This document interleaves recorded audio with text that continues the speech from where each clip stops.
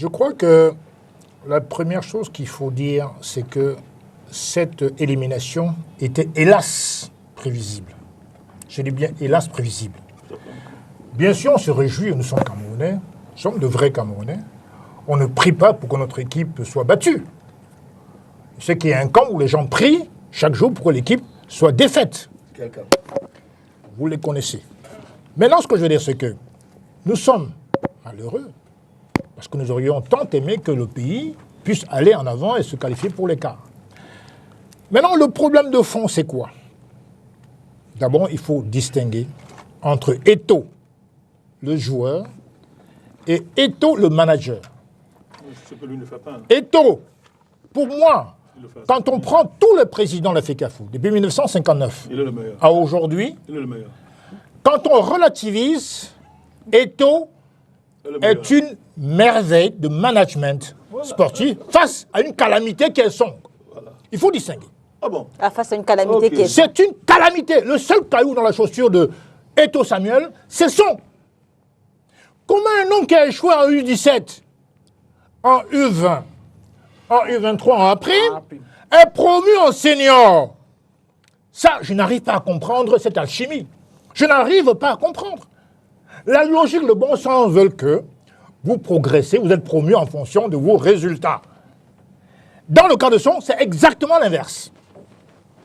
Et d'ailleurs, je veux remercier Jean-Claude Doul parce qu'il a dit une chose très pertinente sur la corruption au sein des Lions. Ah. Oui, au sein des Lions. Ah bon, ce qu'il a dit est vrai. La corruption est une réalité au sein des Lions. On avance. Et ce qu'il a dit le distingue beaucoup de ses amis du RDPC. On avance. Les Lions camerounais, non? Au sein des Lions. Mais quand le dit, et ce que vous a dit, il a dit deux choses.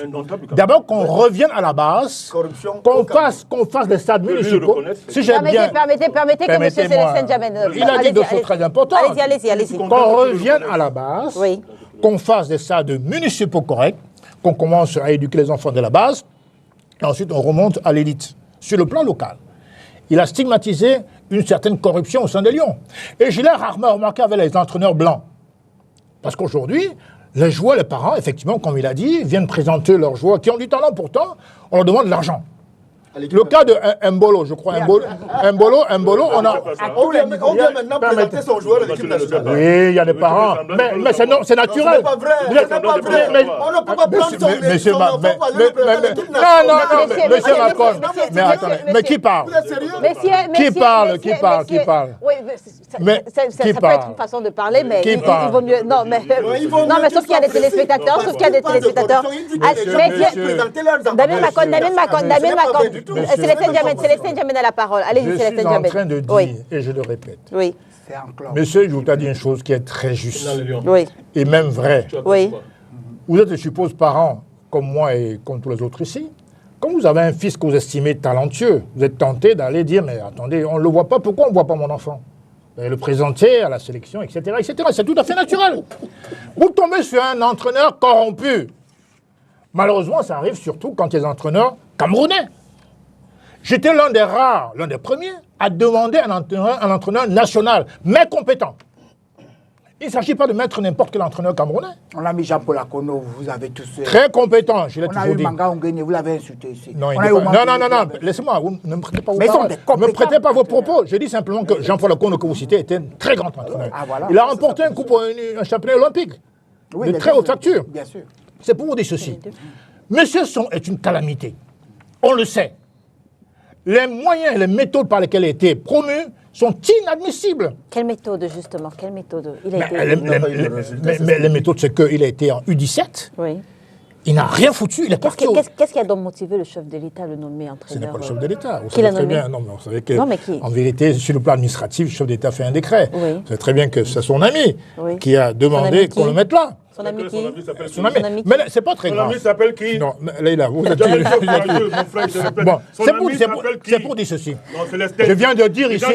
Son ami s'appelle qui? Fais-moi le plaisir. Non, c'est pas une question de... Au nom de notre amitié. Je ne peux pas être manipulé, tu sais très bien. C'est pas une question de manipulation. Non, je suis en train de dire ceci. J'ai dit que le caillou dans la chaussure de Samuel Eto'o... J'ai dit, laisse-moi t'en parler. J'ai dit que le seul caillou dans la chaussure de Samuel Eto'o, c'est Rigobertson.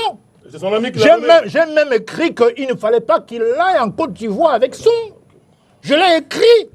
Qu'est-ce qu'on devait faire? On devrait créer un déclic. Mentir sur la date de départ. Parce que depuis Blida, il a été nommé à partir de Blida. Oui. Ça fait 2 ans et demi. Oui. Et donc, il est totalement incapable de faire une équipe type. Même hier encore, c'était d'autres visages qu'on fait. Comment fait-il? Permettez. Comment se fait-il qu'ils mettent des axios? Il n'aligne pas. Comment se fait-il qu'ils mettent? Je réponds à ça. Comment se fait-il qu'ils mettent des latéraux sur l'axe et les axios sur les côtés? Ce n'est pas possible. Qu'est-ce que M. Noutolo fait au milieu de terrain? Ce n'est pas possible. On a vu hier le résultat. Non, il était perdu. Il était au milieu de terrain. Mais il a joué essentiellement au milieu de terrain. Il y allait de temps en temps. Non, mais essentiellement, il est monté, il n'a jamais fait. Vous ne pouvez pas lire un simple. Mais monsieur Macron, monsieur Macron, hier, il est... Vous ne m'expliquez rien. Hier, ce que j'ai vu, dans 80%... Je dis aux Camerounais ceci. Je dis aux Camerounais ceci. On a vu hier, monsieur Noutolo, classé par Rigobert au milieu de terrain. Majoritairement dans le milieu de terrain. L'entraîneur sert à quoi? Il est payé pour quoi, l'entraîneur?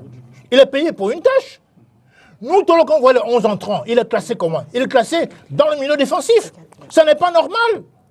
Ce n'est pas normal. On ne peut pas mettre M. Carceletto, qui est un axial très important, sur le côté. Ça n'a pas de sens du tout. Alors, pourquoi est-ce qu'on a reçu Enzo Chateau? On retire M. Yongwa pour mettre un inconnu qui est Gonzalez, qui pèse comme 2 tonnes, qui est incapable de tenir aussi même. Mais qui, d'où ça vient ça?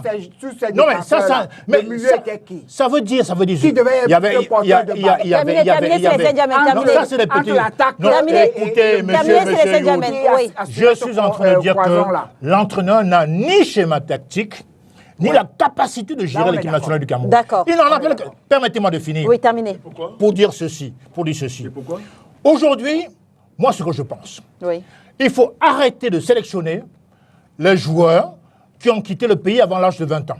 D'accord. Et qui n'ont pas fait le championnat national. Très bien. Moi, je pense qu'il faut refondre l'équipe nationale, l'équipe qu'on a vue hier, par exemple, et rebâtir à partir de votre schéma, c'est-à-dire qu'à la base, n'est-ce pas, une équipe locale. Remarquez, par exemple, les 5 trophées qu'on a eus, ça a été majoritairement remporté par les gens qui ont quitté le pays après 20 ans. Tout à fait. 82 en Espagne.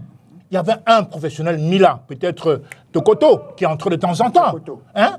Donc on est parti sans défaite, avec honneur, pour quelqu'un qui est entré de temps en temps. Et puis en 90, il n'y avait que Makanaki. Makanaki peut-être Mila et Omambik, qui n'a pas joué d'ailleurs. Mais je veux dire que c'était essentiellement des gars qui venaient, parce que le Hemley dont on parle, le Hemley ne peut pas être un Hemley importé. Le Hemley s'acquiert en commando à Daïdo, à Bepanda, en Kondongo, à Damas. Le vrai Hemley. Oui, ça me fait plaisir, Maton. Mais c'est pour dire qu'aujourd'hui, il y a des détails qui comptent. Les gens qui sont nourris, qui ont porté le sable de Batier, le sable de Bepanda, le sable de Matom, le sable de Macaque, c'est ça le Hemley, c'est en vous. Quand un enfant qui quitte le Cameroun à 5 ans, 6 ans, va en France, bien sûr, il entend parler de son pays, il parle du Cameroun, bien sûr.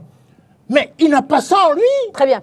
Mais l'entraîneur peut sauver la mise, mais il n'est pas à la hauteur non plus. Merci Célestin Diamé. En 1 minute, quelles sont vos attentes?